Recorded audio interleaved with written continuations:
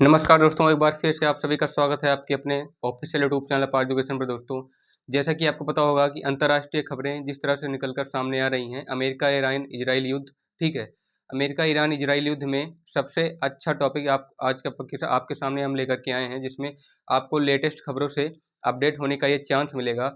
ये टॉपिक है, आपको दिख रहा होगा, हमने हाईलाइट भी किया है अंतर्राष्ट्रीय खबरों के विश्लेषण में।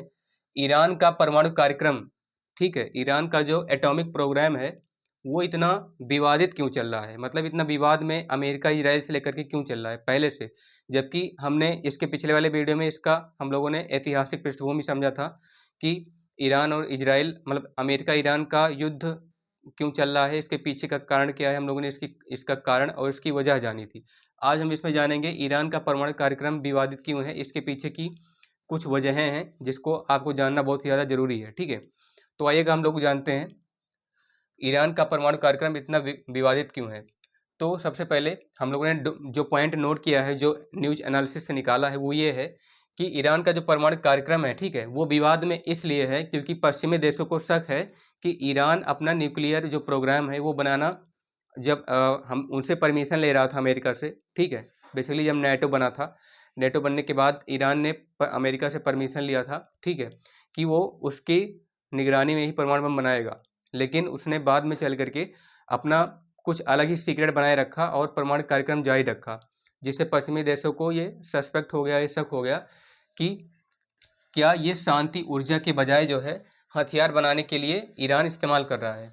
पश्चिमी देशों को यही शक है कि ईरान हमसे बात तो कर लिया परमाणु बम बनाने का, मतलब परमाणु कार्यक्रम बनाने का, जिसको लेकर के वो एटॉमिक वेपन बनाने की बात करता है, लेकिन ये शांति ऊर्जा, शांतिपूर्ण ऊर्जा के बजाय केवल हथियार बनाने के लिए उपयोग कर रहा है। मतलब इसका उपयोग शांति के लिए नहीं करेगा ईरान, केवल हथियारों को बढ़ाने के लिए करेगा, ताकि अगर कोई युद्ध हो भविष्य में तो ईरान को कोई ये ना कह पाए कि ईरान परमाणु शक्ति संपन्न नहीं है। ईरान परमाणु ऊर्जा का यानी कि परमाणु हथियारों का प्रयोग करेगा, निश्चित है। इसके लिए जो है ईरान का परमाणु कार्यक्रम इतना विवादित है। आइएगा इसको हम लोग कुछ पॉइंट्स में समझते हैं।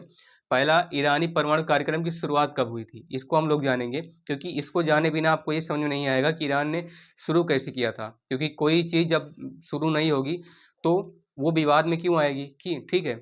जैसे आप लोग कोई काम करना शुरू करते हैं, आगे चल के आपसे कोई बहस करता है कि आप ये काम क्यों कर रहे हैं, तो उससे पहले हम लोग को जानना जरूरी है कि ईरान ने इसकी शुरुआत कैसे की, ठीक है, अपना परमाणु कार्यक्रम बनाने की, एटॉमिक प्रोग्राम बनाने की शुरुआत क्यों की, कैसे की। तो ईरान का परमाणु कार्यक्रम की जो शुरुआत है वो 1950 ईस्वी के दशक में अमेरिका की सहायता से ईरान ने परमाणु कार्यक्रम शुरू किया, ठीक है। अभी जैसा कि हम लोगों ने डिस्कस किया, अमेरिका की निगरानी में किया, उसकी सहायता से किया।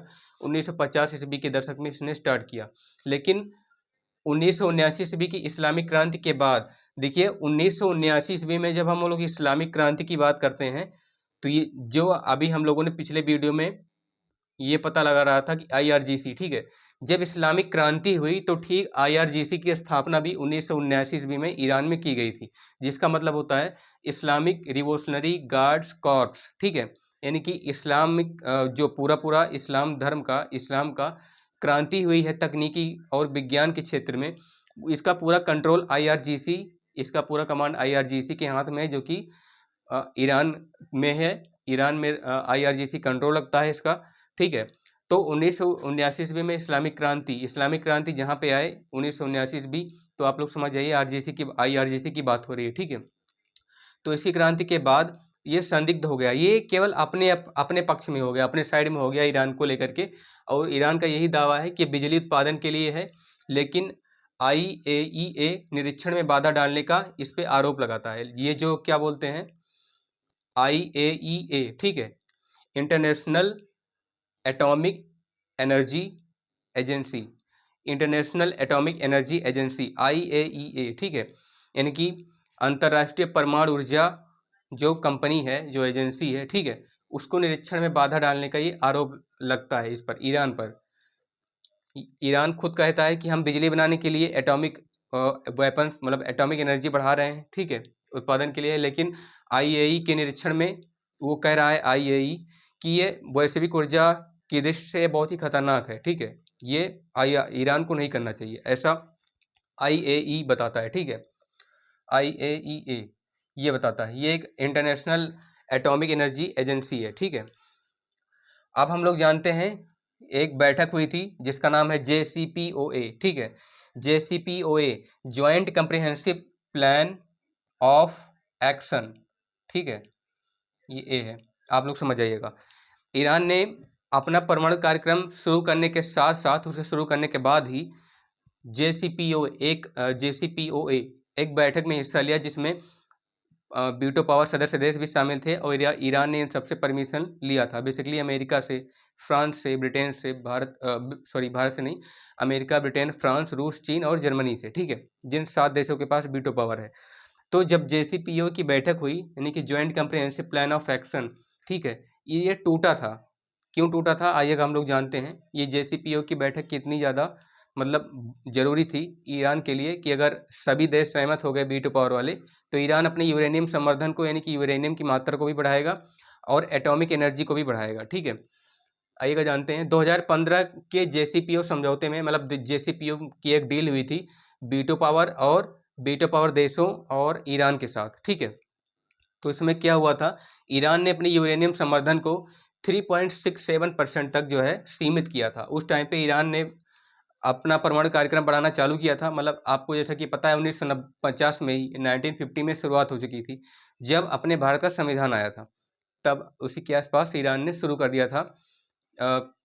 अमेरिका की सहायता से ईरान ने जो है परमाणु ऊर्जा के क्षेत्र में अपना कार्यक्रम चालू कर दिया था, परमाणु कार्यक्रम चालू कर दिया था। लेकिन जब इसकी 2015 में फर्स्ट मीटिंग हुई, पहले बैठक हुई, तब ईरान ने अपना 3.67%, यानी कि आप लोग कह लीजिए तकरीबन 4% तक अपना यूरेनियम संवर्धन बढ़ा दिया था, ठीक है, इस पे 4% तक काम कर दिया था।